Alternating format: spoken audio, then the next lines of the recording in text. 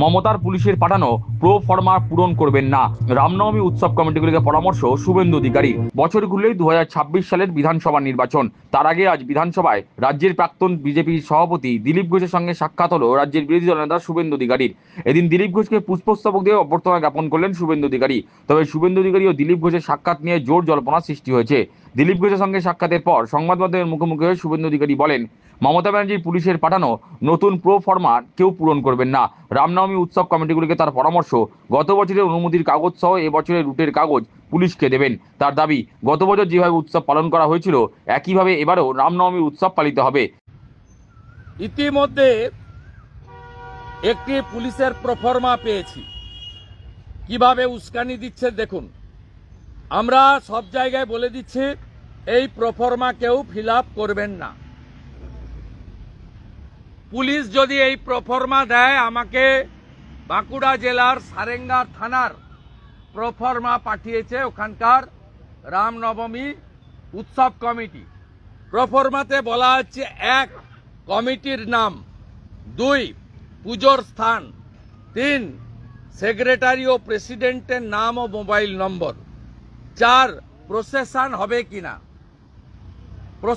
হবে কিনা, মানে ইংরেজি বাংলা মিশিয়ে বলছি আর কি, যা লিখেছে তাই। 5 প্রসেশনের রুট, 6 মারাত্মক। ওই রুটে আমি ধর্মীয় প্রতিষ্ঠানের নাম বলছি না, বলছে অন্য ধর্মের কোনো ওখানে প্রতিষ্ঠান আছে কিনা, অবলিক মুসলিম মহল্লার নাম পুলিশ চাইছে। এটা কিন্তু অন্য কোনো সম্প্রদায়ের লোকরা এসব নিয়ে ভাবছে না।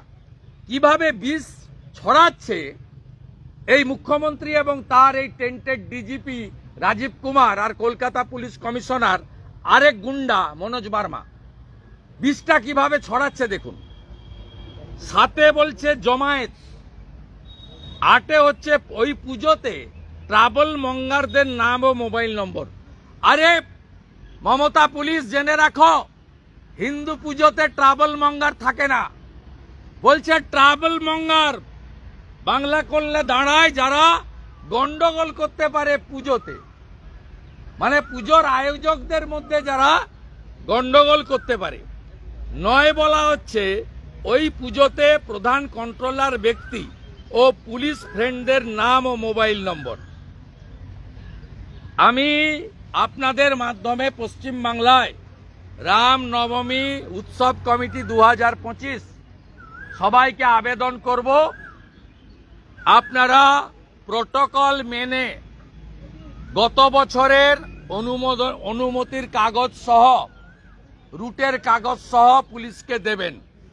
নতুন করে কোনো মমতা পুলিশের পাঠানো প্রফর্মা ফিল আপ করবেন না। আমি রাজ্যের বিরোধী দলনেতা 2,33,27,000 লোককে প্রতিনিধিত্ব করি। আমি এবং আমাদের বিজেপি এমএলএরা আপনাদের কমপ্লিটলি লিগ্যাল প্রোটেকশন দেব। আপনারা কেউ নতুন প্রফর্মা ফিল আপ করবেন না এবং গত বছরে যা হয়েছিল একইভাবে এভাবে আমাদের উৎসব পালন করা হবে।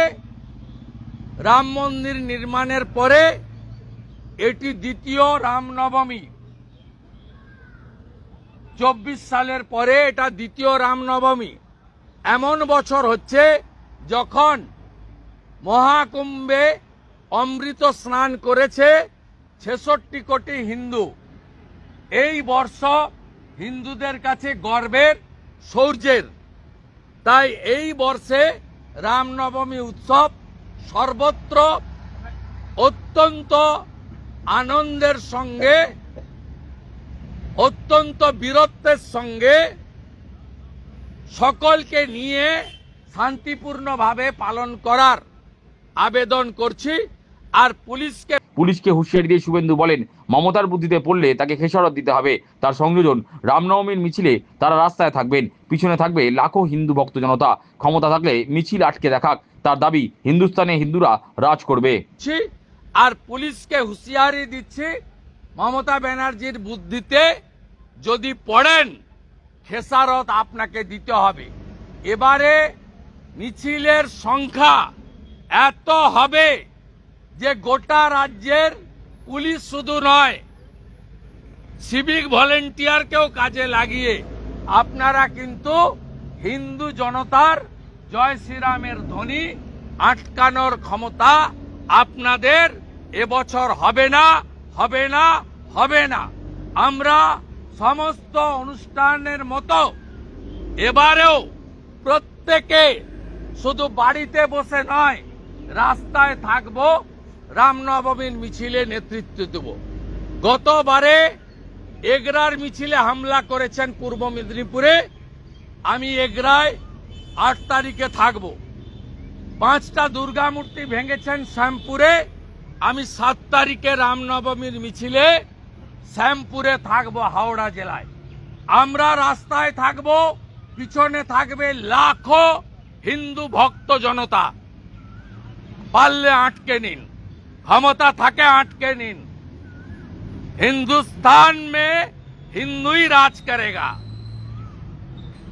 और जो हिंदू हित में काम करेगा वही अगला दिन बंगाल में राज करेगा।